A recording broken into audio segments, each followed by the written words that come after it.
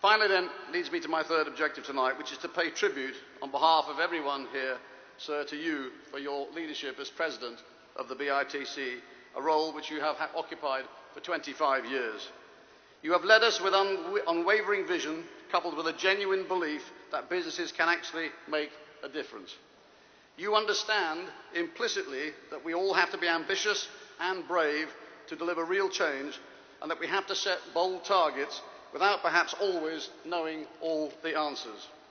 You have always articulated with passion and conviction the reasons why we as businesses must step up to the challenge of sustainability. And you have led the way with your own initiatives, such as Business Action on Homelessness, the Mayday Network, and Seeing is Believing. And this evening we will hear from many who have benefited so greatly from your 25 years as our President. Say this. Let's be honest, the elephant in the room is that 20 years ago or so, people thought that His Royal Highness was a bit of an eccentric. They thought the things he stood for were absurd, that they were self-indulgent, that they were peculiar, that they had no relevance, that they were merely the witterings of someone who had nothing better to do. Well, let's think about all the issues that His Royal Highness brought to our attention all those years ago. The built environment, the relationship of a citizen and the built world in which they find themselves, and happiness. No one had heard of the phrase sick building syndrome 30 years ago. No one really considered the environment all that time ago. Certainly no one considered that there was a possibility that a holistic approach to the way we live, who we are inside spiritually, who we are socially, who we are politically, who we are commercially, are not separate units. We are individuals, all crying out to love and be loved, to be friends, to be friendly, to hope, and to do the best for our children and to do the best for ourselves and that little inner voice inside ourselves as we fall asleep. And that really is what His Royal Highness stands for. That acceptance of a whole person and a whole society. And everything that Business in the Community and his other charities stand for flows from that.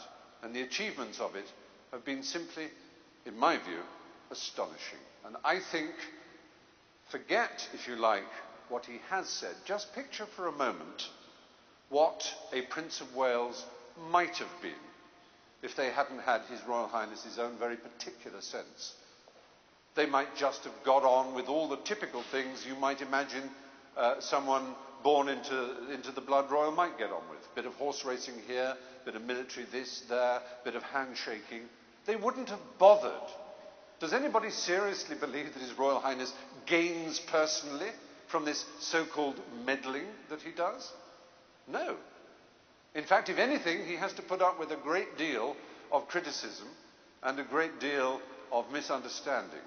So I think all of us in this room ought at least to recognise that we all owe, as a nation, whether we like to admit it or not, a great deal to this remarkable man and everything he's done for the years in which he has created these extraordinary charities. Ladies and gentlemen, the experience of working with the private sector over the past 25 years has convinced me that it holds the key to the future. Why? Because, apart from anything else, so many companies have turnovers far larger than the economies of many countries.